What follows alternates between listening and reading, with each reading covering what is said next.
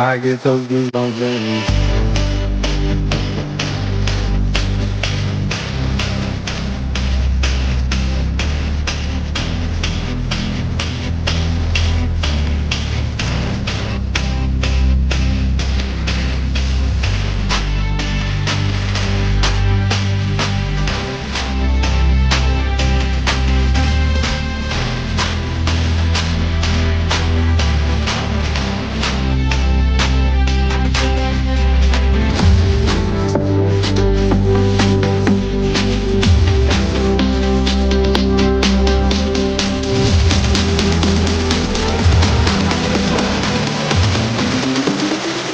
I get those goosebumps every time you come around. Yeah. You ease my mind, you make everything feel fine. Worry about those problems. I'm way too numb, yeah. It's way too dumb, yeah. I get those goosebumps every time. I need the hype, throw that to the side. Yeah. I get those goosebumps every. Hello and welcome to Loaded Mag NUFC. No shades. I don't know if we'll ever see shades this season. But welcome, and this is the reaction show to Leeds United versus Newcastle United. And Chris, how are you?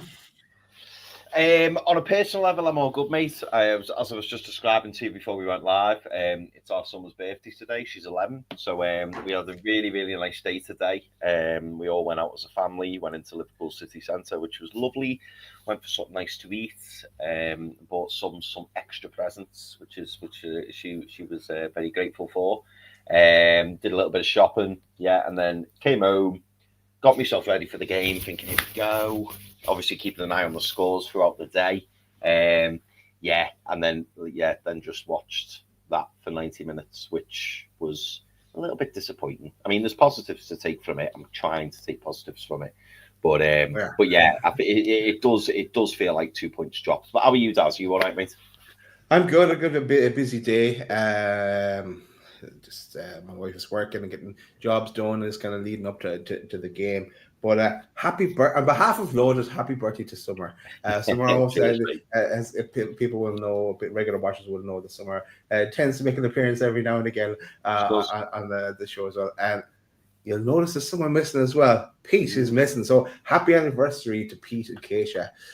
So it's their wedding anniversary today. So Pete, in advance, there's nothing to do with the 0-0 draw. Pete said that he wasn't going to make it. You never know, Pete. He could drop on, But no, hopefully they're actually having a nice day from what he was saying earlier. Right, let's get into it. Because let's start in the positive. This is the positives, Chris, because it was before the game. Because Nick Waltermada. Yes.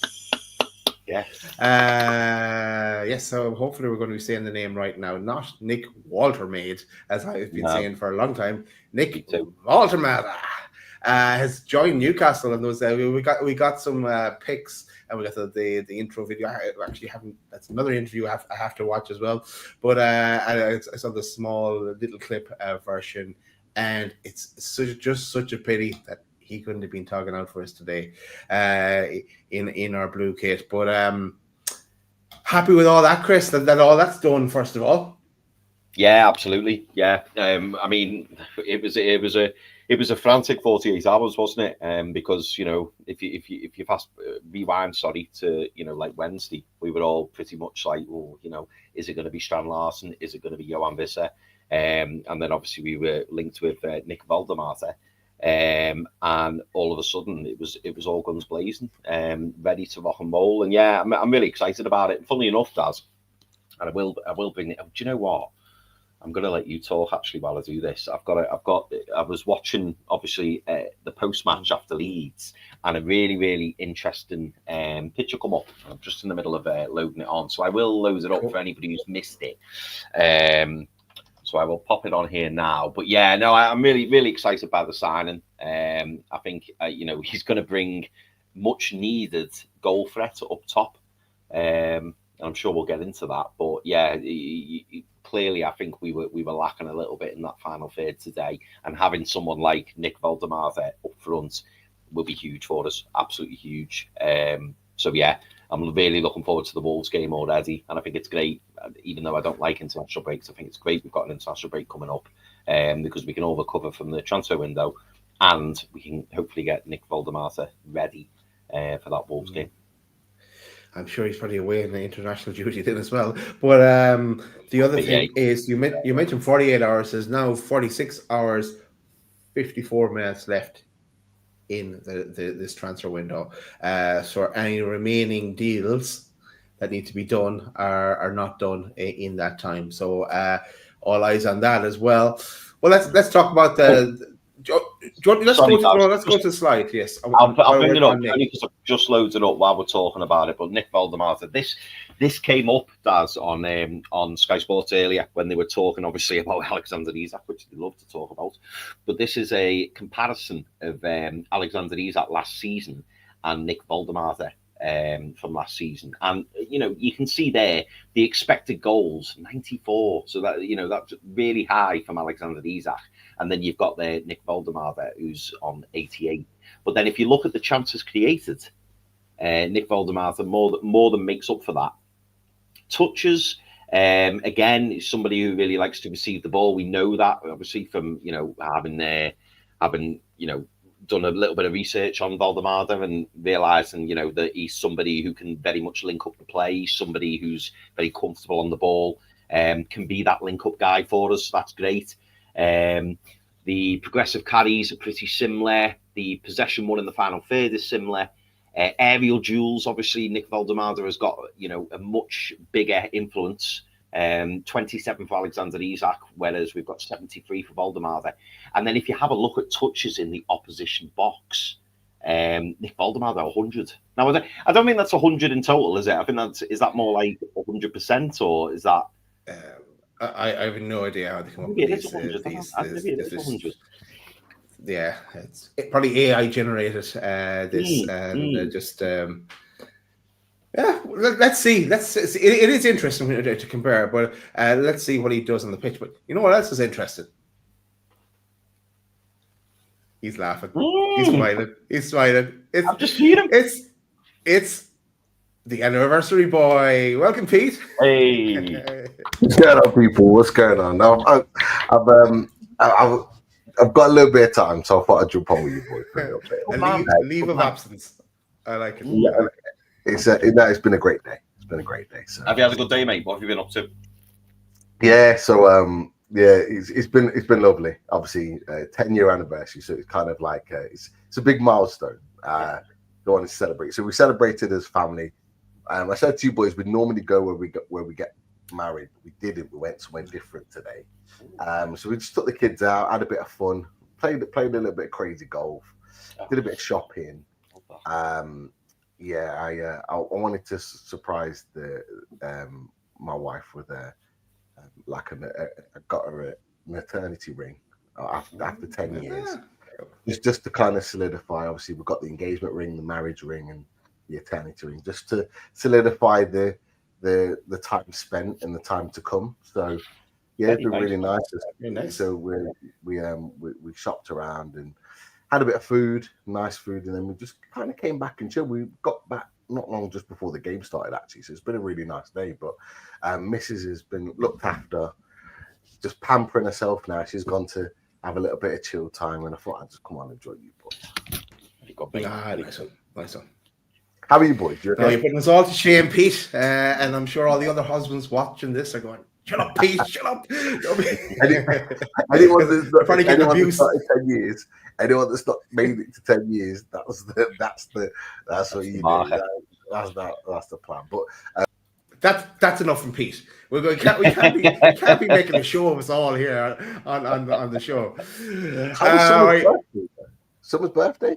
Good birthday. It is, mate. Yeah, I was just saying to Daz. Yeah, we had a really nice day, similar to you actually, Pete. We went out into Liverpool city centre.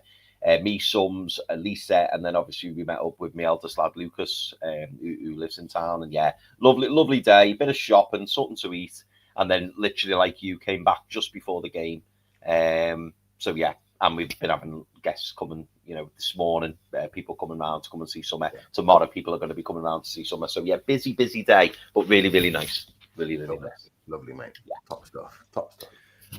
My boys. Sorry, guys. Enough of the small talk. We've put it off long enough. We should just talk end about it there. It's fixture. been a nice show. Do you want to talk about the fixtures for the Champions League and just call it that? Yeah. Move on. Yeah. Happy with that. Right, no, let's get into it. That's what people are here for, unfortunately. Let's talk about this. I swear it was a defeat. But anyway, this was what we saw from Craig Hope and Dom Skurs was on it as well. Tonali back in the picture and back in the squad. So he was not missing. And this was the team news. Okay, so Botman starts. We know J7 was going to be out. Shar is back. Is okay to play. Barnes and Alanga dropped to the bench. We got early signs of that in the morning. Pete, you had some information on that, so that was interesting as well. So we knew the formation was going to change as well. Ramsey, aka JJ, started as well. Osula starts. Gordon is obviously suspended, and Isak is at home. But boys, what did you make of the team news? Yeah, I was a little bit surprised. You'll remember, boys, I floated the idea of playing 5 at the back with Botman coming in.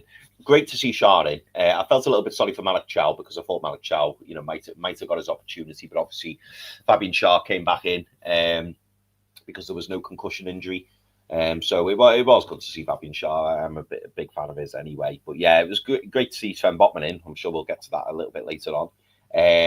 But yeah, interesting. We started with the 5 at the back or the 3 at the back, depending on how you see it, and then obviously the 2 holding players and then the 3.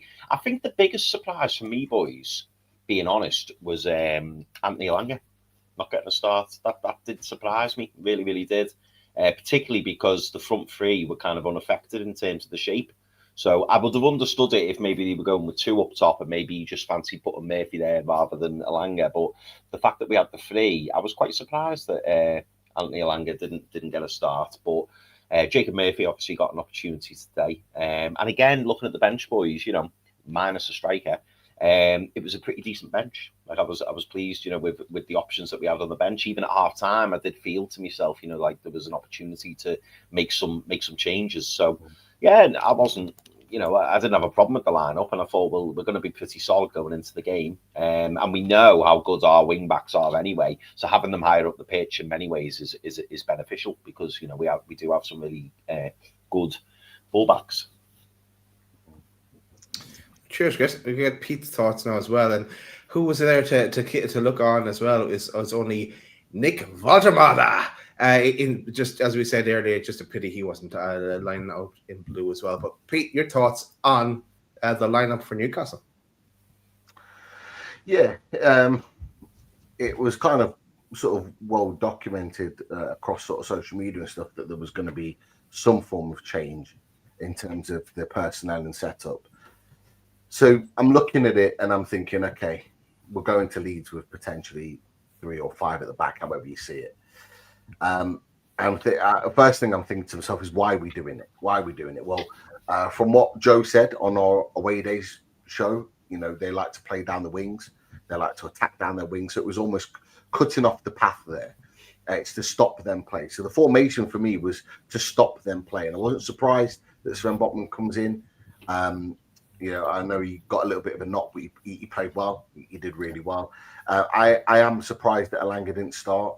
But at the same time, I think Eddie Howe, because of last season's got a level of trust of Jacob Murphy. So I think that's why he's brought him back in, because he knows the system, he knows how to play it, and he kind of trusted him in that moment. It's very, very clear now that the system was wrong. He got it wrong. It's as simple as that for me. It didn't work. It did in terms of cutting off Leeds' path in terms of attacking, but it wasn't the right system to play if we're going to want to win the game. And that's what we should be going into a game against Leeds away from home to win the game. And we didn't put a team together that was capable of that. I look at the team and I'm glad that Jacob Ramsey was in the team. Sandro being back was very, very positive. Will Osula, we talked about, is he going to start? Is he not? He obviously earned the right by his goal. It all started. So I wasn't really surprised by any of those sort of changes, really. Harvey Barnes hasn't really been amazing recently, so I wasn't surprised that he was on the bench. So it was really like the Elanga change that kind of surprised me more than anything. Everything else is kind of as I expected in terms of personnel, but yeah, it's very clear that the tactic didn't work today, the formation. Yeah. What about you, Des? Okay. What do you think? Oh, I mean, yeah. I didn't really because you'd kind of given a heads up that you'd seen about I heard that Elanga and Barnes are going to be dropped. As I pointed out, I haven't changed a quick change to my fantasy football team on that one. I know I was threatening to abuse you, Pete, if he started and scored, but it's okay. It's okay. He did nothing when he came on. But yeah, I thought it was. Yeah, it was unusual, but I thought the whole Gordon suspension and not having like an out-and-out striker was the main reason for it. So, as well as being like what Leeds can bring to it. So, I was willing to go. Like I trust Eddie, and I still trust Eddie going forward. And he's made tactical switches like this before, and it's paid off. This time it didn't, but. Also, coupled with the fact that we're missing two big threats up front, in not having Gordon or Isak or a striker, and I don't call Osula a striker anymore for me, even though he tried his best. Well, anyway, let us get into it. Let's go through the game. This was the Leeds team as well. And as I said on the way, there's my brother-in-law to be and my sister were at this game as well. So they were giving me little updates as well at the game. All right. Early chance after 4 minutes, a Tino ball across, no one there to meet it. Leeds applied the pressure when possible. 15 minutes, Ramsey ball across to Osula, who shoots but is blocked. Osula should have buried it then. He kind of took his time in trying to get the shot off. Longstaff sending us reminders of himself as well, and with tackles on Bruno and Ramsey. Well, the one with Ramsey kind of probably led to him coming off at half time as well. Leeds kind of growing confidence as the crowd gets behind them. Newcastle, lucky they didn't.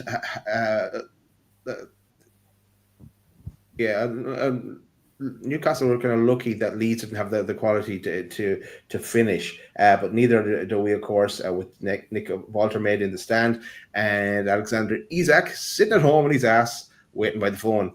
36 minutes, Pope gets a yellow for kicking the replacement ball away after he came out of his box to clear. Shades of that. Remember, anytime Pope comes out of the box, we all kind of start to panic. But yeah, that's probably the highlight of the match. That bit. 42 minutes. Murphy has a shot straight at the keeper. First shot on target in the game on 42 minutes. That says another thing that says it all. Shar follows up with 2 more shots that went over. That took us to the end of the first half. Anthony, you want to say about the first half, boys? I mean, I was hoping for a better second half. I thought I thought it was quite evenly matched. Obviously, as you mentioned there, Daz, towards the end of the first half, there was a couple of half opportunities. I wouldn't go too crazy over them. But yeah, we looked a little bit jaded to me, and also as well, for me, my dad rang me actually, funnily enough, at half time, and I was saying to my dad, we need 3 in midfield. We're being overrun in midfield. We needed the 3 because for some reason, I don't know whether it's because we were playing with the 2 or Bruno was having an off day. I don't know, but Bruno, he didn't look on it. Do you know what I mean? Like there was a lot of misplaced passes and getting caught in possession. I don't know what it was, but he just didn't seem at it today. Maybe he's missing having the third person in there, and obviously he had more defensive responsibilities because obviously there's only him and Tonali in the middle of the park. So for me, we needed to bring on, the third central midfielder, which eventually happened. But I wouldn't have minded, to be honest. I wouldn't have minded seeing one of the defenders coming off and then Jacob Ramsey slotting back into the 3. But obviously we did the changes that we did anyway. And yeah, I was hoping for better second half, but yeah, I wasn't wasn't overawed by what I'd seen in that first half, I'll be honest. Yeah, it's not the best first half. Look, my first half and my second half are going to be pretty similar, if I'm going to be honest with you. Like, put it this way: first half never looked like we were ever going to concede a goal. Like, we looked pretty solid. I thought our recoveries, our tackles, our blocks, everything was very, very good. Like, in terms of defensively, I thought we were really good. Like I said, Pope got that yellow card for sweeping. I thought he swept well. I thought probably Pope was our best performer today, in my opinion. I thought he played really well. Really commanded his area. Made a couple of saves. He didn't really put a foot wrong in his game. But attacking-wise, was a massive, massive concern. And this is the downside of playing that. I haven't got an issue with this formation, by the way. This formation, we'll need to get used to this, because this is not the last time we're going to see this formation. Champions League, big games, we are going to see this formation played out more than once over the course of this season. But it's the personnel that wasn't right. Now, you could argue that players weren't signed yet or ready to play, strikers, players injured, all that kind of stuff you can weigh up as to why it didn't quite work. But the personnel wasn't right for that formation. It just didn't work. You got Tino Livramento and you got Kieran Trippier that both defensively were brilliant in those wing-back positions. Yeah. But they gave you absolutely nothing going forward. And that's a huge concern, especially when you're a team that really should have the emphasis to go and win the game. And that created a lot of problems. It created problems where they were sitting too deep. And so we, at times, were overplaying. I keep talking about this, and when I'm at games and not, Newcastle United overplay sometimes. And we overplay because we'd rather keep the ball than actually try to progress the ball and try and break the lines and actually push forward. And when we did, the final ball let us down. So there was a couple from Tino Livramento that weren't great. There was a couple from Trippier that weren't great. I thought Sandro's set pieces were really poor in the first half, not beating the first man. You know what really annoys me? Why does not one of our team members, our defenders, whoever that's up for a corner, why doesn't anyone take a chance and make a run to the front post? Why is everyone just stood at the back post all at the time? We are so easy to mark. And the same ball, it's tried whipped in long, or if it goes short, it's just easily cleared because nobody's making the run to the first post. You've got to keep them guessing. But anyway, set pieces were poor. Final ball was poor. I'm going to be honest, people might not like this. I thought Osula was really poor today. I thought he was absolutely poor. And I'll be honest with you, I don't want to be seeing that again. I don't want to be seeing Will Osula starting up front for Newcastle United again. It's not working. It's not working. It doesn't work. He doesn't know how to play that position. And at times, and I said this to a couple of lads in the Mags Down South chat during the game in the first half, I said Will Osula looked one step off the play. So everything he was doing, every ball that was played to him, every cross that was put in, every pass that was put into him, it was almost like it was being played. Then it's like, oh yeah, I need to get that. And it's already too late because he's making the run after the ball has been passed, crossed, shot at. It's just reaction times. Everything about his game as a striker was always a step too late. We can't afford that in the Premier League. We still need to get points. We're still fighting for Champions League for next season here. Like, he needs to be better. If he wants to be showing what he's all about, he has to be better at that. And you could see some frustrations on players' faces because they're playing balls to him and he's just not ready for them. So all of that combined, it was a poor attacking display in the first half. But defensively, I thought we were really good. Cheers, Pete. 212 people in the chat. Make sure you smash that like button as you listen to us talk about us watching paint dry, because that's what this game was like today. Right, just a quick update, because I see from Jordan and Dom here that Eddie Howe says, on Jacob Ramsey. His ankle was swelled up at half time, so they decided to take no risks and took him off. Right. And on Sven Botman, it was a tactical one. Despite at that time he was going down for treatment, but it was tactical rather than any kind of injury. So good to know that. Okay, so second half, Miley on, Ramsey off, and Newcastle build up. The build-up is like what we were saying. The build-up is decent, but falls apart in the final third. Nothing new there without a recognised striker, including Osula. 53 minutes, Murphy with a Thunder Bastard that was saved. 61 minutes, Trips off, Hall on, Murphy off, Alanga on. Is this the turning point in a dull match so far? Is the question I asked myself. No is the answer. We now have a threat, though, and a bit of a press with Alanga's pace. Osula is this is again comments I was making when I'm watching it. Osula is too fond of pushing when he's on the break as well. He gives away a free. Then he's not good at disguising it, and he's just kind of clumsy when he's doing it. So it's another thing to add to. He's not a striker for us up top. 68 minutes, Botman off, Barnes on. We can switch back to old school then, 4-3-3. Dominic Calvert-Lewin joins the fun. And I said, let's hope, ... Nothing happened there. So 70 minutes, Hall with the Thunder Bastard. This time won Sky over the bar. Dominic Calvert-Lewin had a shot. Pope saved it. Sean Longstaff, man of the match. Says it all for me.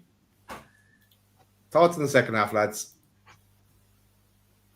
Yeah, very, very similar to the first half. I'll be honest, one thing that really stood out for me, and it worried me a little bit, was how poor Anthony Elanga was when he came on. He just looked like he couldn't track the ball. Wrong decision making. He was darting forwards, but then he'd mistouch it, or it'd run out of play, and a couple of the crosses he put in at the end. Oh my God, just went out for a goal kick. Like that worried me. I'll be honest, because I was hoping he would have a big impact on the game. I wanted him to start, as I mentioned earlier on in the show, but yeah, it was a really, really poor. I mean, I'm not just digging Anthony Elanga out because a lot of players had poor performances, but I just thought with that second half, I thought, so if he comes on, he'll make a difference. He'll really drive at this Leeds defence, but I don't think he gave Leeds any issues really. So that was particularly worrying. Obviously, as I mentioned before, Bruno didn't improve in the second half for me either. He just didn't look at it today. But Pete was right when he said earlier, defensively, I thought we were good. I thought we played really, really well defensively. Like I wasn't threatened in any way or at any time looking at Leeds. But then look at what Joe said on away days, boys. When he said like our problem is going forward, we haven't really got an attacking threat. I'm not taking that away from Newcastle because I think we defended really, really well, and I think we nullified any possible threat that they were going to come at us with. My heart was in my mouth when Tino slipped in like the 82nd minute in the corner flag, and I said to Lisa, because she was talking to me, and I was like, whoa. I was like, this is a problem. And then thankfully it was Jack. It's not our anniversary. Don't talk to me. yeah. It's also birthday. Stop talking. But yeah, I really panicked when that happened because thankfully it was Jack Harrison who put the ball in, because that was a really, really poor ball. How we didn't pick anyone out, I don't know. But yeah, I think it sums it up quite well, actually, does. That Sean Longstaff got man of the match. Made up for him on a personal level, because that will have meant a lot to him getting man of the match. And he certainly put a good shift in.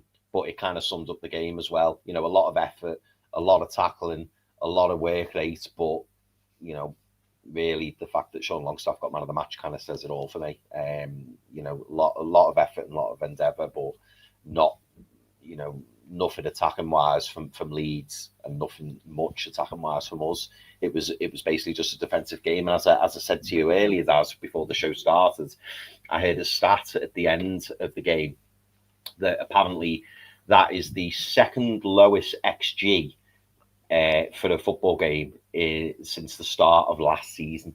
Only one game last season had a lower XG than that game, and that really shouldn't come as a surprise, because there was a severe lack of quality from both sides going forward. Anthony, you want to say the overall result, Pete, and performance? Yeah. You know what frustrated me about the second half is when we got to the 83rd, 84th minute, and it was a bit back and forth. So they were kind of going long to Dominic Calvert-Lewin, looking for that sort of counter attack, trying to get in and behind Burn. And then we'd break it down quite comfortably, win the ball back, and go forward. What annoyed me about it is that we were almost kind of playing for a point. We'd set ourselves up like we were happy to take the point. There was no real drive. There was no real determination to go, we want to win this game. There was no one that was passing through the lines. There was no one making runs in and behind that was going to cause Leeds any problems. There was no one that was picking the ball on the edge of the box and going, you know what, I'm just going to smash this and make the goalkeeper work and hope that the elements, the rain, the surface gets us something in it. That's what we lacked today. It was all very passy, get the ball, pass it to the side, sideways passing, work it to one wing. Oh, it's not worked. We'll pass it in back into the middle. We'll work the other wing. It's predictable and it's safe, and it smacks of a team that was quite happy to take the point and get out of there. That was what it was. There was it was the 93rd minute, and we'd just broken down an attack, and the ball gets rolled out by Pope to Dan Burn, and Dan Burn makes a 10-yard dash forward to about the halfway line, and he's got options in front of him. He's got 2 or 3 options to break the lines and pass it through, and he just turns back inside and plays it across to Shaw. Shaw then plays it across to Tino Livramento, and then we do that for another minute and a half when we've only got 3 minutes left in the game. That, for me, is not a team that's looking to win this game. That's not a team that's looking to get 3 points. That's not a team that for me, is determined to win that match. And that's the bit that annoyed me. I thought defensively we were excellent. Okay, Burn gave the ball away a lot. I kept count. I think I got to about 4 or 5. He kept just giving the ball away. It was really one of his poorest games recently. But he did well defensively. He was solid, won headers, did all the other bits. But I can't fault really that back 5. I thought Pope was excellent, probably our man of the match. Burn, I thought Botman, considering he barely kicked the ball, came in and just looked seamless again, and dealt with him, by the way. That Umeka, right, he was not in the game. Botman had him in his pocket. So I thought the back line was really, really good, but I need us to be better in these moments when we're playing against teams like Leeds that are fighting for their life. We need to show that determination that we want to win the game. That's the only thing that frustrates me about today, is that we didn't give or show enough that we actually wanted to take 3 points today. Now, on the basis of it all, 1 point isn't the worst thing in the world. It isn't. Some good performances. Players played well. Some players need to step up, mostly in attacking positions. But we took a point away from home to kind of almost sidestep what's been a really difficult summer and a difficult start to the season with some tough teams to play. But I just needed to see that a little bit more. But hopefully, I'm not going to hold anyone to account on that. Hopefully, that's gone now. We can draw a line under it, have the international break, and come back ready to go against Wolves. But that's kind of, that was my only frustration about the game, is particularly in that last stages that I've just said. I'm going to hold someone to account for it, Pete, and it's Alexander Isak, because if all this crap didn't take place all through the summer and still ongoing, we would have beaten Villa. But we normally do get beaten by Villa, but we got a point. But we with 10 men, we would have definitely got going. You imagine we could have taken Liverpool as well, the way it was going as well. An unbelievable performance, and today you would imagine we would have got something better than a draw out of this as well. So I'm going to hold Alexander Isak responsible, but we are where we are, and we can only move forward now with 46 or something hours left in the window. But that's the game, guys. That is the game. I'm going to move next, boys, to the Champions League fixtures that were announced. I just want to get your thoughts on, because we now have the order they're going to happen in, and here they are.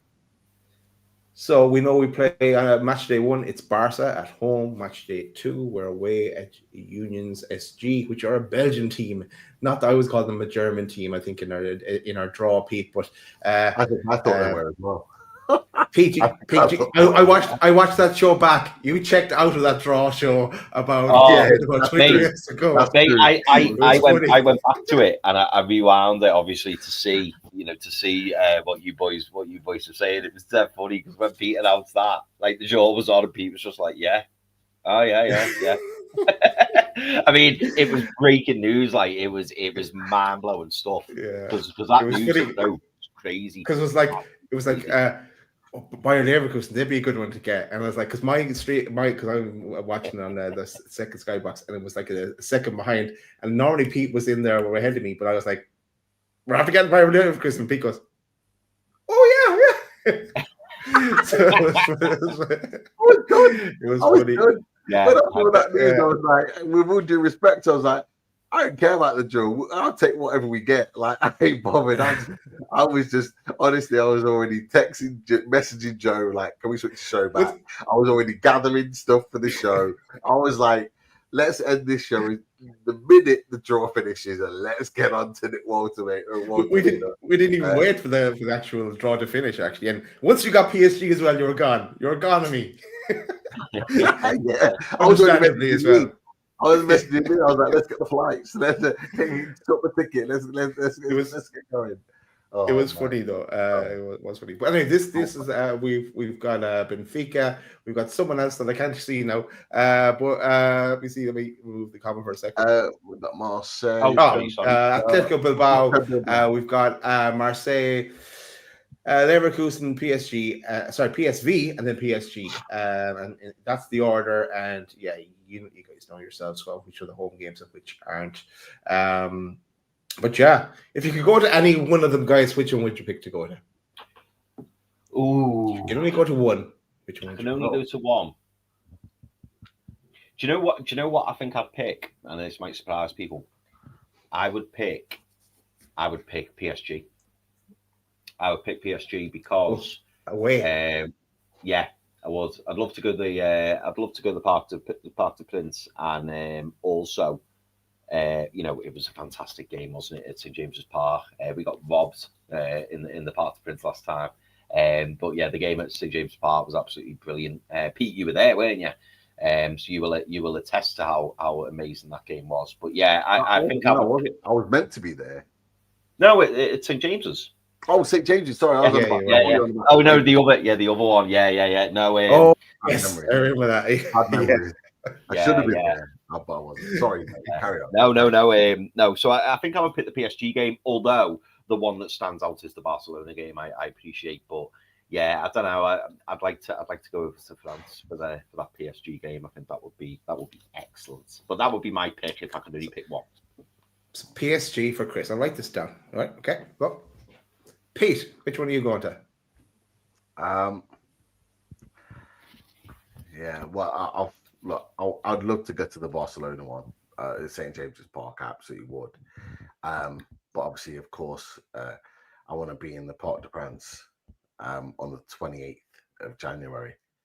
I'm going to do everything in my power to make sure that I'm there. I'm going to make sure that I'm there to watch that game, and hopefully we've got something riding on it as well, or we're secure.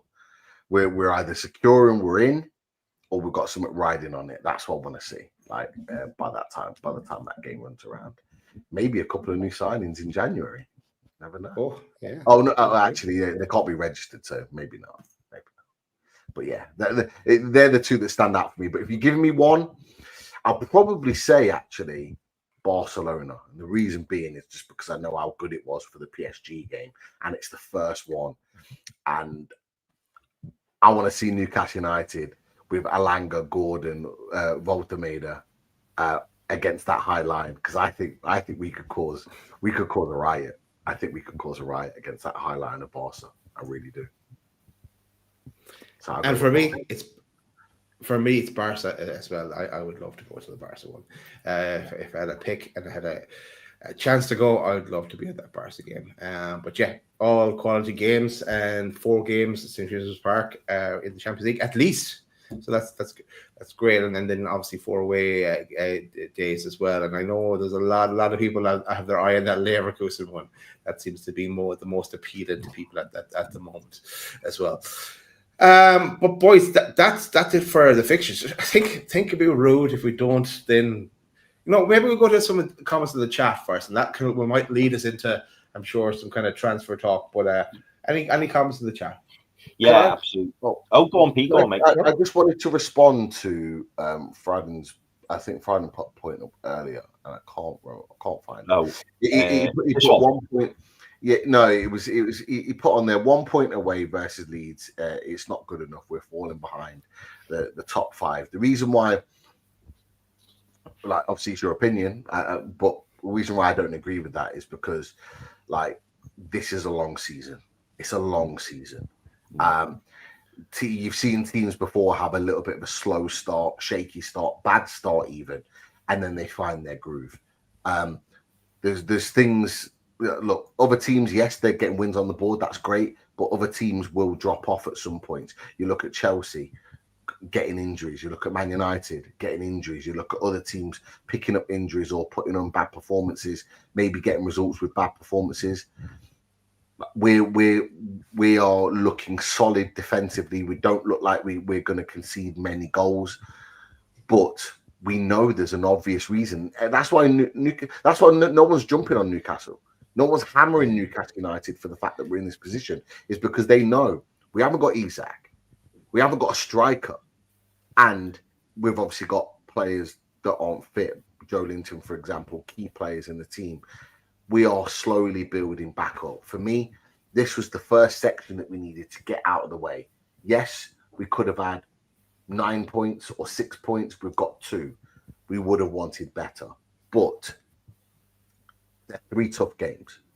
Leeds back in the Premier League. Fans, atmosphere, not always a good, easy place to go. Liverpool, for obvious reasons. Villa, one of the hardest away games to go in the Premier League. Yeah. If you look at that, we've actually ticked off 3 very difficult games this season, regardless of what you think of Leeds and newly promoted or not. We've ticked off 3 very difficult games where against those teams in those positions, other teams around us will drop points.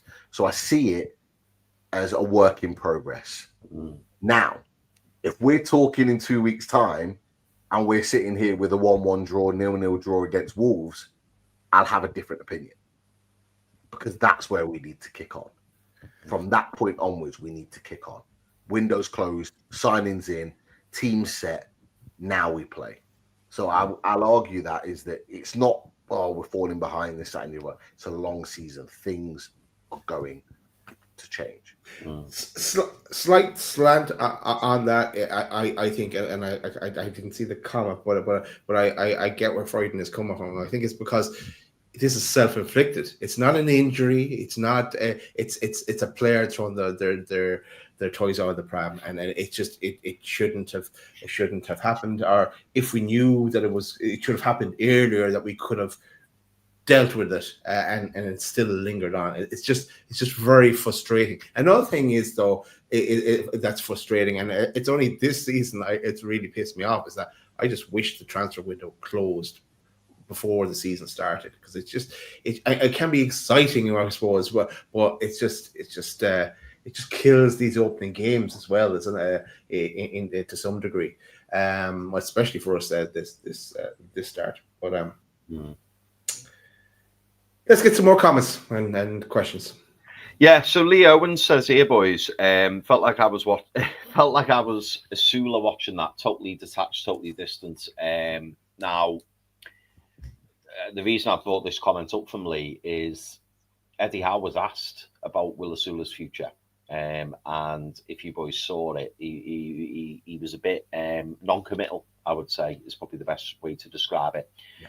Do you boys see a do you boys see it playing out that Will Osula gets a loan move this window? Do you think that Eddie Howe will keep him around, or do you think that you wouldn't be surprised if, say, another striker came in and Will Osula left, or another striker stayed, and we'll talk about him later, and Will Osula left? How would you see that playing out for Will Osula?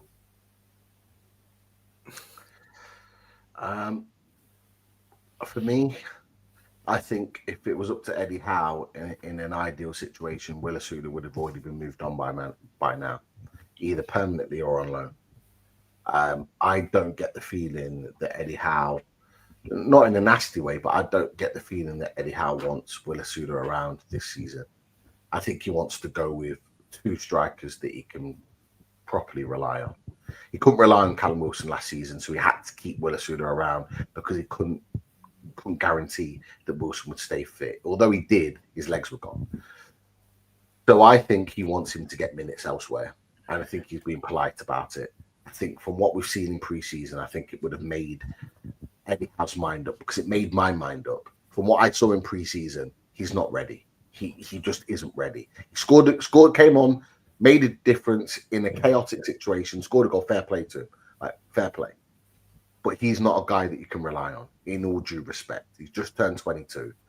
I would expect a little bit more from him at this stage. In comparison, we've just signed, record signing, Nick Voltemeda, who's 23 years old. He's a year older than him. You know what I mean? Like, you look at how different the levels are in player, and there's only a year's different, probably less than a year's different between the two. He should be further on by now.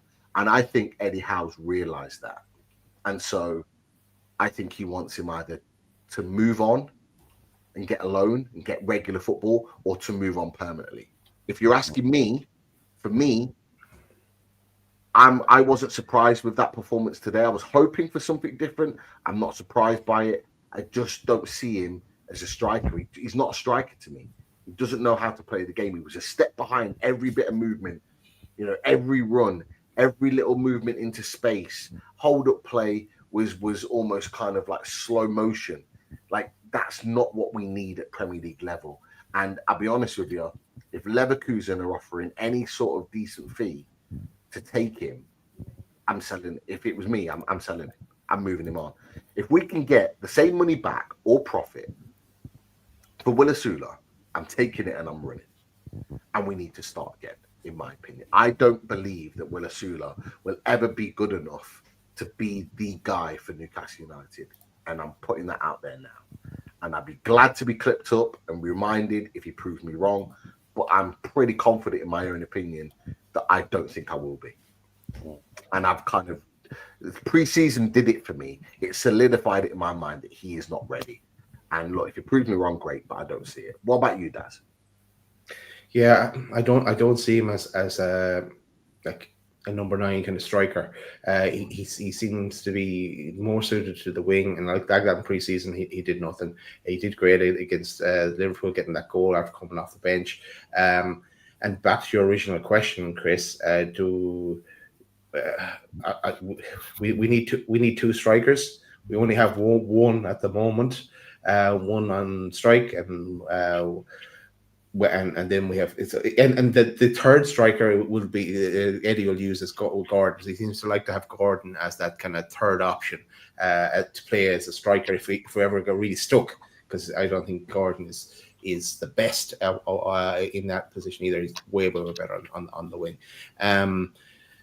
So yeah, next 46 hours will determine a lot for a variety of things. If it stays the way it is, I don't know. Does he hold on to Osula just to have as that extra body? Because we still don't know if even with this retaining Isak, we don't know how that's going to go either.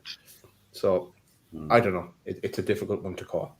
Yeah, a lot of dominoes all over the shop at the moment. Yeah.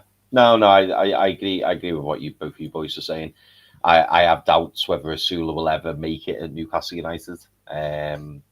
I agree. The pre-season was his big opportunity, and he didn't really take it against opposition. In some cases, severely lesser opposition. So, you know, the fact that he didn't grasp that opportunity, you know, and yet today's performance, I think he deserved a shot today. You know, and I'm pleased Eddie Howe gave him that shot. But unfortunately, again, we finished the game and we think just wasn't it's not going to stay long in the memory, put it that way. And like I say, it's nothing personal against Will Osula. And I'm sure he'll go on to have a good career, but I'm just not so sure that it's at Premier League level with Newcastle United personally. But we will see. We will see. And we have a super chat from Rich Joblin. Thank you very much, Rich. Much appreciated, mate. Rich. Rich says, and I think this is very fair as well, by the way. Rich says, Miley, too safe for me. No cutting edge. Not sure he's good enough, lads. We needed a David Silva type player to unlock the door today. And do you know what, Rich? This goes back to what we were discussing on a recent Fully Loaded Transfer show. For me, I still believe that we need a right centre midfielder. I really, really do. I would love to see a right centre midfielder come in, or even, you know, somebody who can play as a 6 as well. We've been linked with Fatesi from Inter Milan. I'd love to see us do that deal, particularly if it's a loan with an obligation. I think that would make sense. Because again, today, because the midfield didn't look, when we have our first 3 midfielders in, your Joe Linton, your Bruno, and your Tonali, brilliant, because they all dovetail each other really, really well. As soon as you take 1 or possibly 2 out of that midfield, I still feel like we're lacking a bit. And today, it kind of felt that way as well. And as much as I like Louis Miley, and you know, you could say that he's an upgrade on the likes of Sean Longstaff. The thing that Rich is saying here is he enough? Is there enough there to warrant, you know, coming in and not feeling worried or a little bit hesitant as to what kind of performance you're going to get? Because Louis Miley was very tidy today. I thought he was fine. You know, like he did well, but in terms of an attacking threat, there's not really much there. We've seen little glimpses of it, but we need more. I mean, is that fair, boys? Is that how you see it? Daz, I'll go to you first. What are your thoughts on Louis Miley? I think Louis Miley, in an ideal world now at this stage, we'd send him on loan and hope and pray that it works out. And I don't really. He's not an attacking threat at all. He's more that.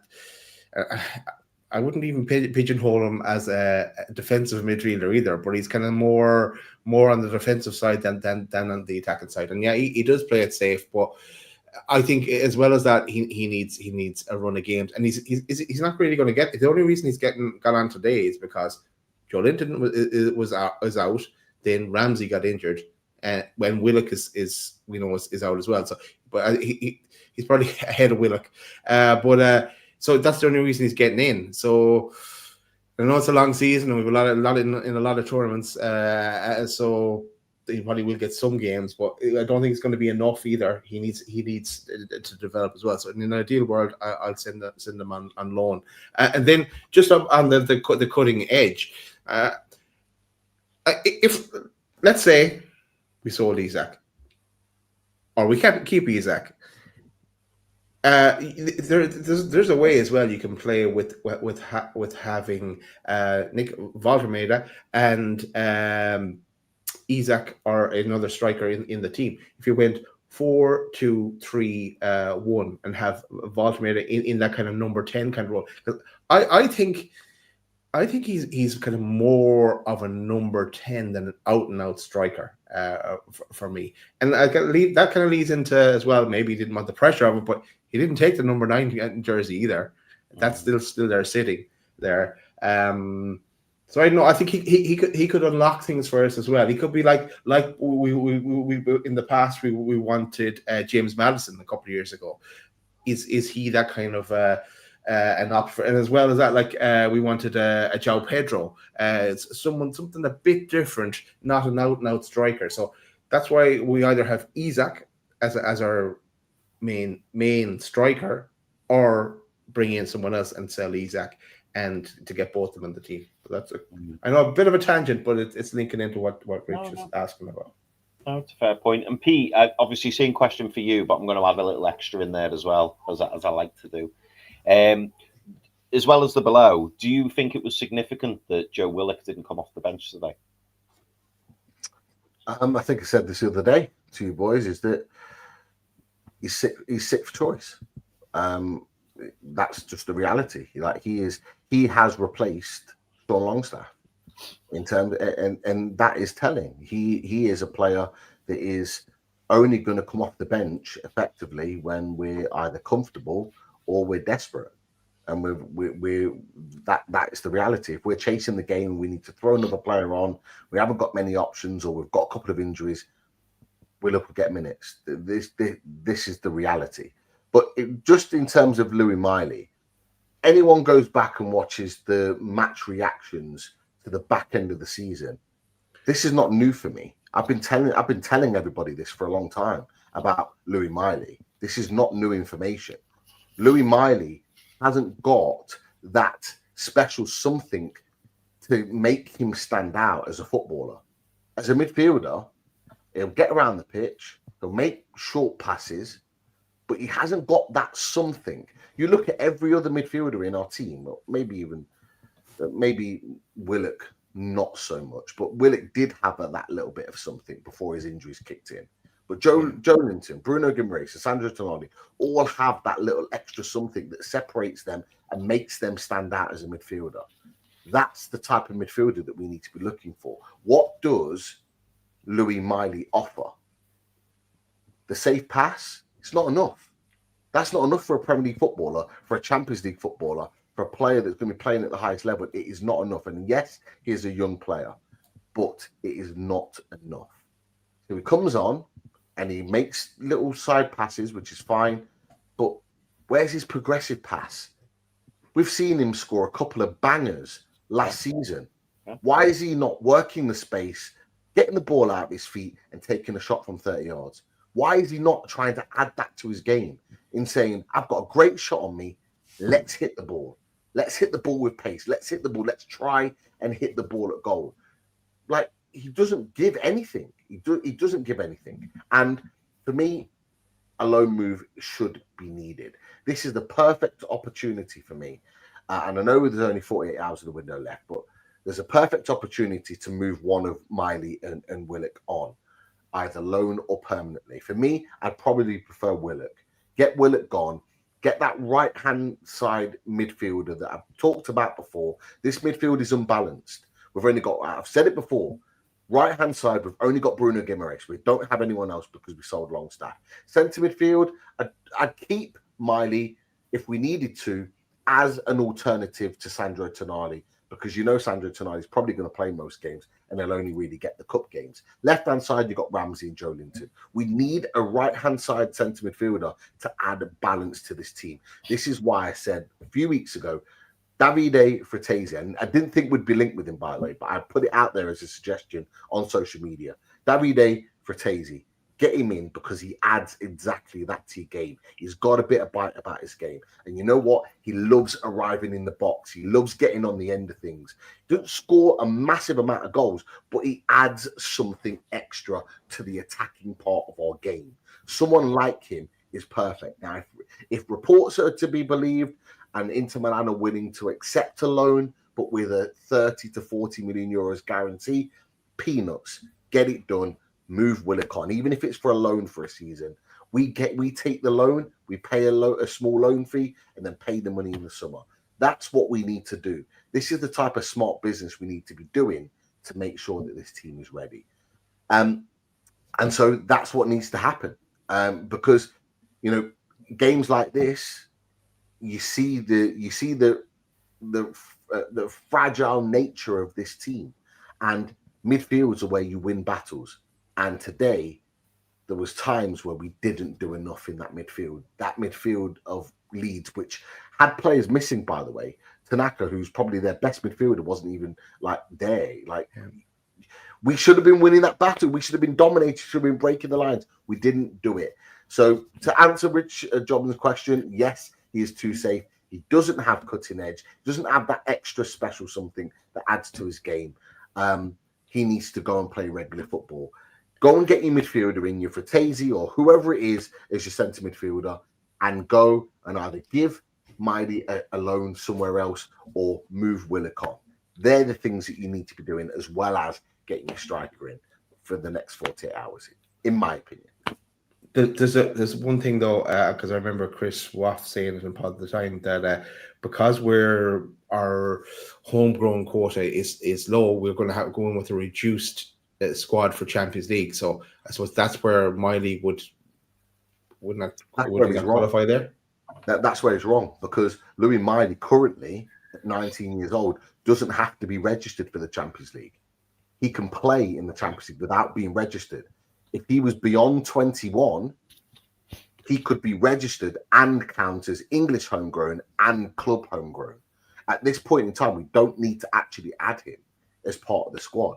At this point in time, we're probably going with what? We're probably only able to add 21 players into this Champions League squad, because the 4 that make the 25 would be your homegrown players, and we don't really have any right now. Hall, I think, is another year away from being that qualified. I think Tino Livramento was too old when we signed him to be able to qualify, because he didn't make the 3 years. Miley will qualify, but in a couple of years' time. And then there's a couple of others that are working their way to be that. Alex Murphy, we talked about previously, as being one of them. But whether he's going to have a future at Newcastle remains to be seen. So he doesn't need to be registered. So we're registering a 19-year-old that doesn't need to be registered just to hit a homegrown quota. It doesn't actually make sense. So actually, if you're not registering him, it doesn't matter if he leaves, because we're not registering him. And actually, you're putting a midfielder probably in that squad that deserves to be in there. And then you're not having to put Target in this time. You're probably not putting Kraft in it, to be honest. And you may be cutting a few others. Ruddies and 1 or 2 others don't make the squad to keep it narrow as a 21. So, yeah, I think Chris Waff is wrong on that one, in my opinion. Yeah. We edited that bit out. Right. Let's move on. It's good to mention, though, Daz. It's good to mention, because obviously other people talking about it, but there's a reality to it. Alan Kane makes a good point. Valdemar can only do so much to fill that void in which we lack with creativity, as you were talking, Daz, earlier about Valdemar maybe becoming the number 10. We need another player in there who's more creative than what we have. And I think that's what we've just been speaking about. Bringing in that right side of midfielder, or so, someone who can occupy maybe a 6, maybe in an 8 and a 10. Somebody who's going to provide that creative flair. Because if we're like I said earlier, if we're missing one of our 3 main central midfielders, there's a noticeable drop off. So I do feel like we could do with another one, and if we could move someone like Joe Willock, possibly Louis Miley on. Maybe that would be helpful, but no, good comment there from Alan. Yeah, we're gonna have to go there. But in fact, no, before we go there, I'm gonna touch on another one from Alan. Elanga might be a dud, guys. I'm failing to see why we paid 55 million. I understand he's fast, but what else does he offer? I hope to God it gets better than this. I mean, boys, based off the 3 games that you've seen, 3 competitive games that you've seen, what are your overall thoughts on Anthony Elanga? Do you think there's more to come? I certainly hope and think there will be more to come. But are you boys, still encouraged that he is the answer to our right wing problems? Well, right wing has some problems. I very much am, because he's the way he's all about the pace, but he can cross the ball as well.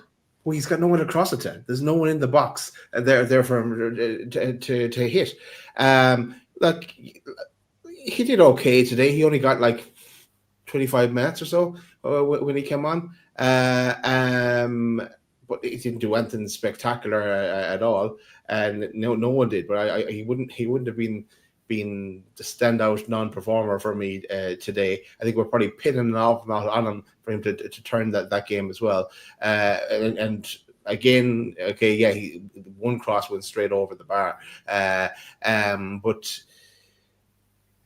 I'm still confident that he will be a good signing for us. I think it's difficult to judge it yet when we don't have out and out striker up front for him to work with.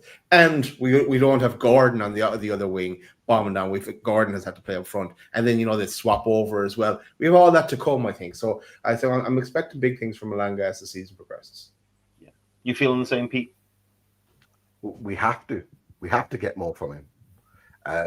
We paid 52 million for him. I believe we will get more from him, but we have to equally. He has to perform better. I actually didn't think he played well at all today when he came off the bench. I thought he was really poor. I thought he was really, really poor today. With someone of his experience, I know he's only 23, but with someone of his experience, I do expect him to have a little bit more composure in the positions that he picked the ball up today. There was a couple. There was one where he went to put a cross in. I think he got partly blocked, got worked out to the wide, and I think Hall had a shot that went over. I think there was one moment there that he did all right, and he has got that in his locker. He can cut in onside and hit and put a good cross in with his left foot. But I thought there was a couple of moments where he just needed to keep his composure today. One, he ran it out of play when he could have just took a more of a little sort of trying to find the right word. I can't find the right word, but it's just like a more of a sort of dainty sort of touch on the ball, just to get it nice and in control for him to whip the ball, and he kind of ran it out of play. The second one was the point that you made where he crossed it and it just went out for a goal kick. Like, they're big moments in the game where we'd actually worked the ball wide quite well. He needs to be better in those positions. But I was at St James's Park and I watched him again against Atletico Madrid absolutely destroy Ruggieri, the left back who they've just signed, and he was absolutely sensational for 45 minutes. So we know he's got it in his locker. There's a part of us as well that has to realise that he's joining a new team. He's joining a new team that plays a different style of football. Forest last season just played very deep football with a counter-attacking press and a counter-attacking push. He's now playing in a team that, like we saw today, is very much a team that likes to dominate possession, will hold possession for long parts of the game, and he has to get used to that. So there's going to be a turnover period of time. So, look, he has to get better because we need him to get better, but I believe he will. And, with time, and time on the training ground to get used to our way of playing, I think he'll be absolutely fine. Yeah. Just linked to that though. So are we kind of entering into a period of there is a lot of change. We've brought in a few players. There's obviously uncertainty around up top. We brought in our new new striker already, and there's aging players as well in the team. As we go into next season as well, obviously we're none of us can foresee a situation where Alexander Isak starts season 26-27 for us. So that money will come in and we're going to spend it again. There'll be more added to the team. So are we kind of entering into a bit of a transition in the team than what we've seen over the last 2 years, let's say? And then we have to let Eddie work with them, assuming that Eddie's still around and everything like that. So it is going to take time for it all to gel. It's just something to, I suppose, to be aware of as well. Yeah, I mean, there is going to be another mini rebuild, if you can call it that. No, I think you're absolutely right. I mean, wing backs were pretty much set. Centre backs, we are set. We've already got our, I won't call them understudies, but our next in command. We've got Botman coming through to take over from Dan Burn. We've got Malik Chow taking over from Fabian Schär. So defensively, I feel like we're pretty set. Midfield, I still feel like we're a little bit light, as I say, when that three aren't there. Again, I'll say I think it is noticeable. And then obviously up top, there's been a little bit of uncertainty. We've at the moment we've got Barnes and Gordon on the left, we've got Murphy and Elanga on the right, and now we've got Valdemar there. So and then we'll see what happens with Alexander Isak. But yeah. And on the subject of Alexander Isak, we do have to go there, boys. Don't worry, in a few more days, we won't have to go there anymore, but it is still a topical discussion. So, Callum Leggett, like that name. Callum Leggett, who appears to be a Liverpool fan, says Eddie Howe has no update on the Alexander situation, but says on signings, I would love to do one more player just to get the full strength that I think we need.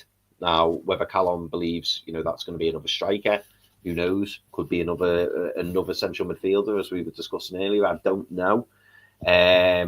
We've also got Jimmy Watt, who says, I understand you probably don't want to talk about the rat, but it sounds like we weren't getting the 150 million now. It looks more likely to be 130 million if we're lucky. Thoughts? And then we have, where was the other one? There was another one. Yes, Geniesta says, what would your reaction be if Liverpool offered 120 million plus 10 million for Alexander Isak? So kind of, all mixed views, but tell you what, just to make it a bit more easier, boys, where are you now with Alexander Isak as things have settled over the last 24, 48 hours? I mean, we've heard lots of various reports today and yesterday saying that Liverpool aren't at the table. Liverpool, we're still expected to come in with a bid, but they're not currently in negotiations. Pete, I think you posted in our group chat, didn't you, saying that a local Liverpool journalist said, that Liverpool aren't at the table for Alexander Isak at the moment. And obviously we heard the chants today. I don't think we need to repeat them, but yeah, we certainly heard the away fans making their feelings very well known about Alexander Isak. But where are you boys? And Daz, you mentioned it. What are we, 45 hours away? 45 hours, something like that? And 47 minutes. I've got a counter going here now. Yeah. Oh, brilliant. So 45 hours and you say 47 minutes away from a conclusion. But what are your latest thoughts, boys? And so I want to know, how do you see it happening? Where do you think we are? And also, what do you think the sweet spot is in terms of a fee? Okay, well, here we go. I think there is something going on in the background, as in Newcastle are lining themselves up if a bid came their way, that they could pounce and act on something. So they're getting their ducks in a row, let's say, on that front. Do you think Liverpool have got something lining up in the background, as? Yes, Mark A. That's what they're doing. And that's what you believe it is at the moment. I don't know. I don't know whether they feel like they're going to step back or they're going to wait. I think tomorrow is the key day. I don't think this look it mightn't. If something happens tomorrow, it mightn't all get done until Monday. But if nothing happens tomorrow, I don't think it happens on the Monday, because it's too late, and unless it's all been really hush in the background here, but it doesn't seem like that's the case. I still think Isak is going to be with us at 7:01 on Monday evening. I think he's still. Oh, is it 7 o'clock he finishes? I thought it was 5. Yeah, 7 o'clock. Yeah. There's 2 more hours to repeat. It's not over yet. But I don't know. I just think it's, and I know things can change in an incident, but I think tomorrow is massive on this front. And the link back to the quote was said there. It could be that midfielder that's been talked about, that you guys are been talking about. That Eddie's, or maybe another surprise package from Eddie. Who knows? Pete, what are your thoughts? Where's your head at with this? There's been a lot of mixed messages going out there today. Obviously, I put a lot in our chat, just like the little bits that have been seen and whatever. Yeah. Just whenever I see something, I just put it in. But there's been a lot of mixed messages today. There's been, the Ben Jacobs, Fabrizio Romano kind of hope trail, in terms of a hope of a deal being done. There's obviously from a Luke Edwards point of view, and as well the reporter who actually mentioned that he didn't think that there was going to be a deal potentially being done today. And I don't think, it was Dominic King, who actually reports on Liverpool for the Daily Mail, had mentioned that there was no sort of plans to go and kind of revisit it at this point, and he didn't see any signings other than, I think it was one of their fullbacks that's about to leave to go to Roma Simicast, yeah. In terms of that, like everything's up in the air at this moment in time. I think it's still very much 50-50 in terms of whether he goes or not. I think tomorrow will absolutely be the crucial moments for Newcastle United, because I do think that you know what's really weird about this is that they're getting to this point and Liverpool are not bidding for him or showing any intent to sign him. What I will say is, if they go through this remainder of this window and they don't put a bid in for him and they don't go for him, the serious questions got to be asked of Liverpool Football Club in terms of what they've done this summer. Yeah, I could already see it. Some of the things that have gone out today on social media, some of those Liverpool fans are starting to turn. I've seen tweets from Liverpool fans saying FSG out if we don't get Isak. I've seen Liverpool fans message on in reactions to certain tweets going, not been a good summer if we don't get Isak. But they are not happy right now, and I think they are worried. I think they're genuinely a lot of Newcastle fans are very relaxed right now in terms of the situation, having added Nick Voltermain to the ranks. We know we've got our number one striker moving forward. Liverpool, on the other hand, I think they've held their hopes solely on Isak. I know they've got Ekatike and he's done well, he's made a good start, but they've held their hopes on Alexander Isak this whole summer. And if they don't get him, I think there'll be questions asked. And I would ask those questions if that was Newcastle and that had happened to us. I'd be asking those questions too. You can't bang on and then make a player unsettled, put a derisory bid in, and then just not bother bidding again. I know they've talked about this. Oh, we're waiting for Newcastle to do this, that, and the other. That's all nonsense for me. It's absolute nonsense. They should be putting a bid in and testing Newcastle's resolve and saying we want the player. Why are they not doing that? There's clearly something behind the scenes going on, as to say. But the one caveat to this is it's 50-50. And this is why I think it's 50-50, is because it seems like the situation right now with Alexander Isak, Liverpool and Newcastle is that from what's gone out today, particularly from Fabrizio Romano and Ben Jacobs, it's a case of Liverpool only want to pay 120 million. And that's it. It's either we accept 120 million or there's no deal. For me, I think Newcastle are going, it's 150 million or there's no deal, even if we get our second striker. And I think Newcastle United they absolutely have to, as a club, stick to that, because they've stuck to that for the whole of this summer, but even goes beyond this summer. They've stuck to this for the last 6 to 8 months. To buckle now actually makes Newcastle quite weak in that position, because we've bowed to them in the end to get this deal done. For me, Newcastle United need to stick to their guns regardless, and they need to almost force Liverpool to pay the money. And if they don't, he stays, and then we deal with that as it falls afterwards. But the reality is that we will deal with that knowing that we've got our guy in Nick Voltermain moving forward. So we're in a position of strength, but they're trying to bully us again. Newcastle United went through a period where we fought back. And then the statement that Isak put out, we fought back again.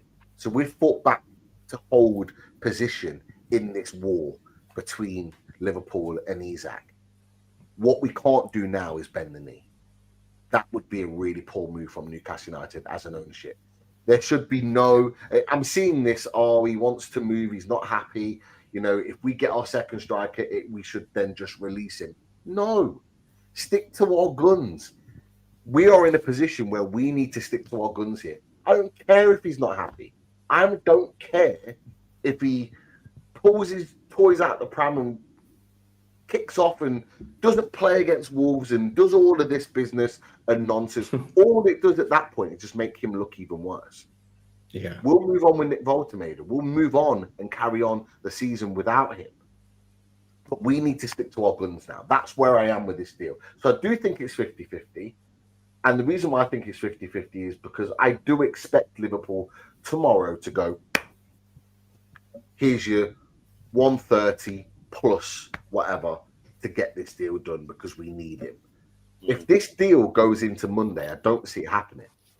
If there's not been a fee agreed by the end of play Sunday, I don't see it happening. I just don't. Yeah, either way. The thing I'm struggling with is the timing, and people keep talking about the time. And the thing that I struggle with, like today when I saw the Gay rumours, or the Liverpool making a move for Gay, I'm thinking to myself, what are you waiting for? What are you waiting for? And we're hearing so many reports, aren't we? Oh, Liverpool won't pay over 120 for Isak. Liverpool won't do a deal for any more than 120 for Isak. But that's not the price, and you don't set the price. And it all just feels like one last push to see if that bargain is still available. And I've myself, the boys, we've been consistent and said there is no bargain basement this summer. There is no bargain basement, and hearing the media and national journalists saying, "Oh, Newcastle getting Nick Voldemade, that puts them in a weaker position. That gives the strength to Liverpool." No, it doesn't. No, it doesn't. Because now it just means that Newcastle have brought in the striker that they wanted. And as far as Newcastle are concerned, we go into this season with the transfer window shutting with 2 strikers. And if things remain as they are, that's exactly what we'll do. Yeah. Until that price is made, until that price is met that Newcastle wants. Shay Given spoke about it at the end of the match, and he started saying, he quoted the Declan Rice figure. He quoted the Moises Caicedo figure. I can't remember if he quoted the Florian Wirtz figure. But we've said consistently on this channel, if Florian Wirtz is worth 116 million, Alexander Isak's worth more than that. And I'm not talking about 4 million more than that. I'm talking 14, 24, 34 million. And that's how much more Alexander Isak's worth than Florian Wirtz. Florian Wirtz, very, very talented player, but he's a midfielder and he's played in the Bundesliga. Alexander Isak is arguably one of the, if not the best striker in Europe, and he's played in the Premier League. He delivers. He scores goals in the Premier League.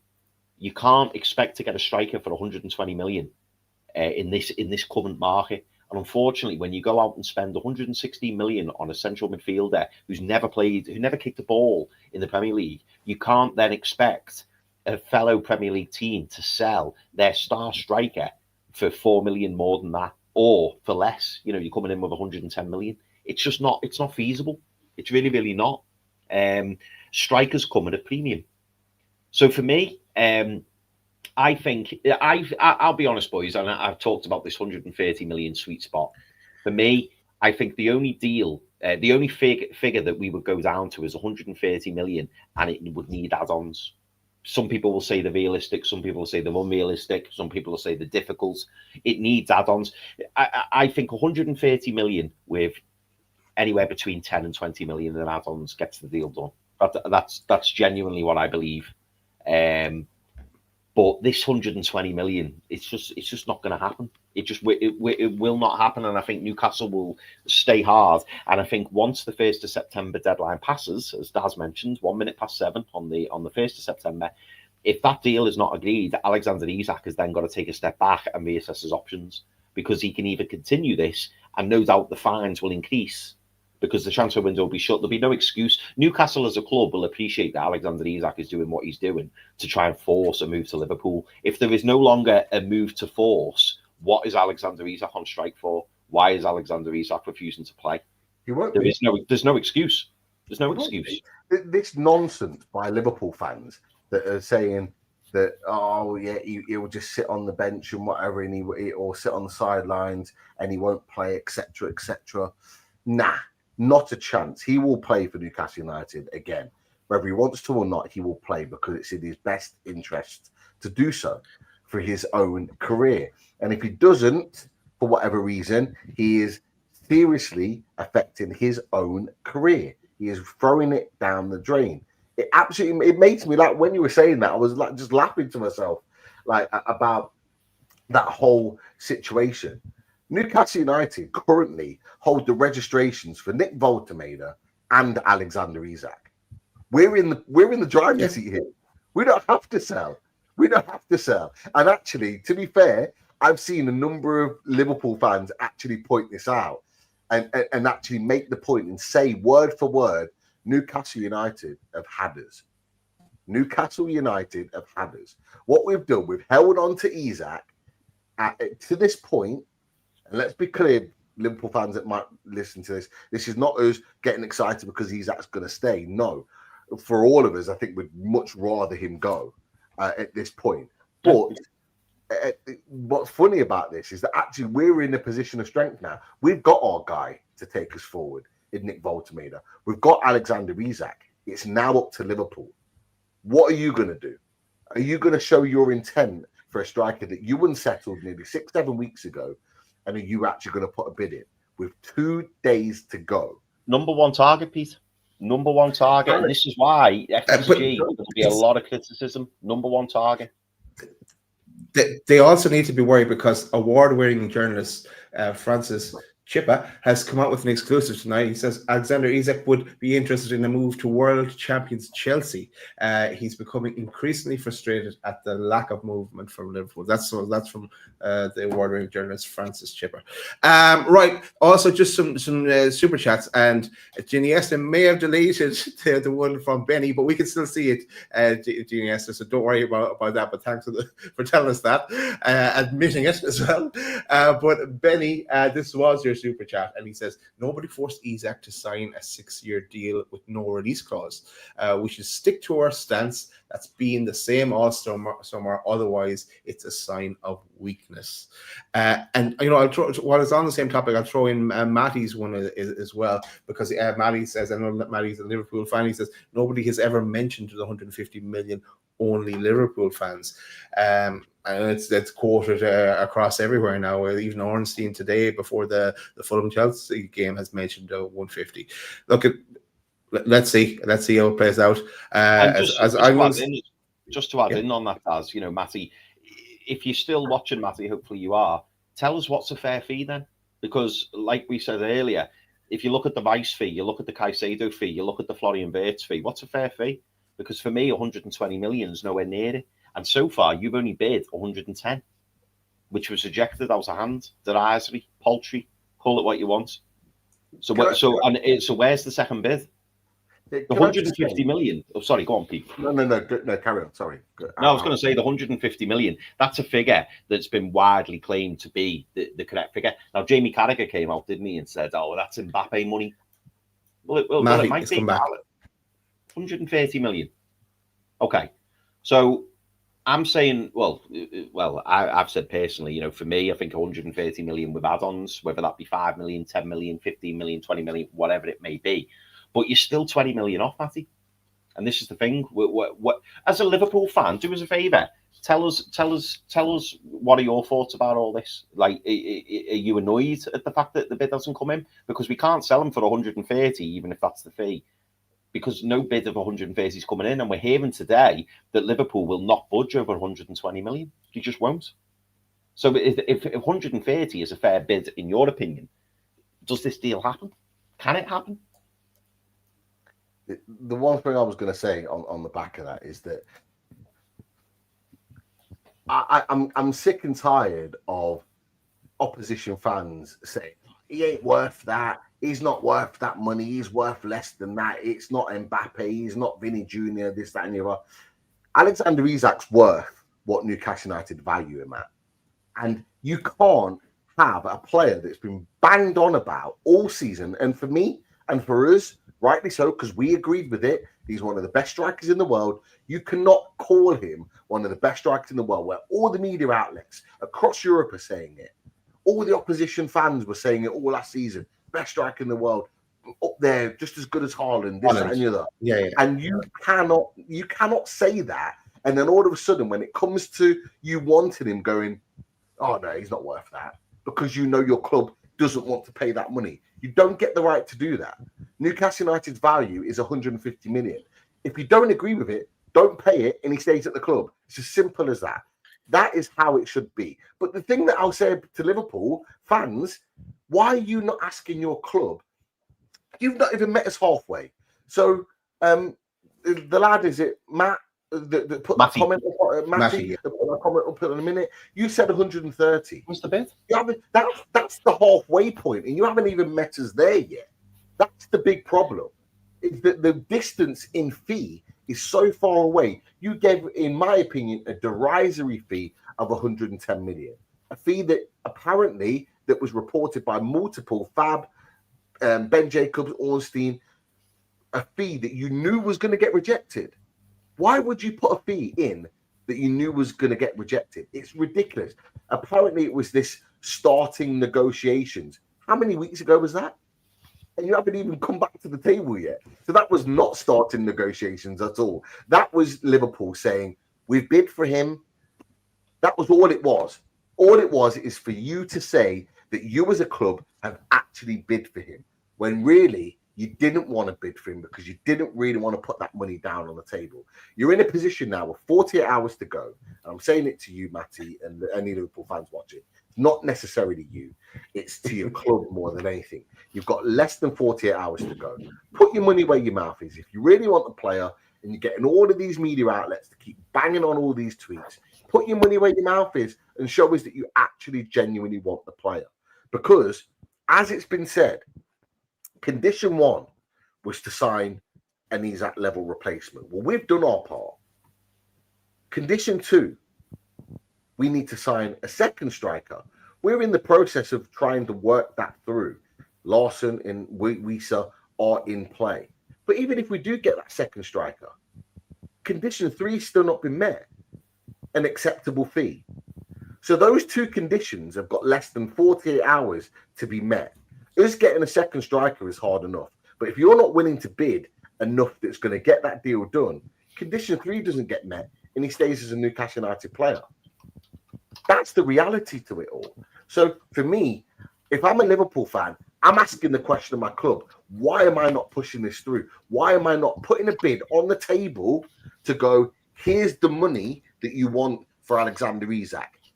Now you know you're going to get that money, go and sign a striker, get your second striker in so we can get this deal done. That's why everyone talk about this big power play from Liverpool. I don't see it. I don't see it at all. Newcastle United are holding the cards right now. As I said, we hold the registrations for both players, Voltemade and Isak. Liverpool, if you really want him, put your money where your mouth is. Tell us that you want him. Put a fee that's reasonable and good enough to hit our value, and then that will spur us on to go, right, let's just go pay the money and get our second striker and let us get us out. I'm not seeing it right now. Well, Joey's just put on there, Liverpool fan. Why are you trying to tell Liverpool when to bid? We do what we want, La. Well, you do what you want, but it's a very clock much ticking in the background. It's not very. You've got until 7 o'clock on the 1st of September, and I've had numerous Liverpool fans saying to me, "Isak's ours. We're going to get Isak. Isak's a red. Isak's going to join Liverpool, and there's nothing you can do about it." You've got to bid for him. You've got to bid for him to get him, boys. You've got to bid for him. We haven't kidnapped him. It's not like you have to pay the ransom by 7 o'clock on Monday. You have it all summer to get your proper bids in. There's 45 hours and 25 minutes left in that transfer window. Boys, we're shutting down the show for the night. We'll be back tomorrow, though, with the big show. So at 7:30, we're not going to say who is going to be on the show yet, but we have a big show at 7:30. And you never know, something else could happen during the day that we may be jumping on for as well. Things are set up in the background if for most eventualities for that, so we can jump on. But yeah, we'll be definitely here at 7:30 tomorrow evening. That is it. Just put the super chat up before we go, because Matty's come back with another one. $4.99. Thank you, Matty. Thanks, cheers, Matty. Negotiations will be happening right now. I'm confident he will be a Liverpool player by Monday because Liverpool haven't gone for anyone else. And that's the thing. And if that's the case, that's absolutely fine. But there's no evidence. And just as Daz is finalising the show, there was a tweet that went out by a Liverpool account to say that Liverpool Echo were reporting that they don't expect. Hold on. So this was 46 minutes ago. Liverpool currently have no plans to return with a second offer for Alexander Isak before Monday's deadline. That was reported by the Liverpool Echo 46 minutes ago, and a big Liverpool account has quoted that and put that out. So that was 46 minutes ago. So if you do put the money down and sign the player, fine. But all the noises today are showing us that you're not as serious as what you fans are making out you to be. And this is why we're saying, pay the money, take him. We want him gone. You hear the fans today, they want him gone. We want him gone. But you're not showing your part of the deal. So I want him to stay. I want him to stay just for the crack and to get it back on side and then bend the knee and then go on and score a few goals first. But then he can go in the summer. He's gone in the summer no matter what. So that's given. That is it. Let's say goodnight. See you in the next one. Night, everyone. Cause sooner or later in life, the things you love, you lose. But you've got the love I need to see me through. You got the love, you got the love, you got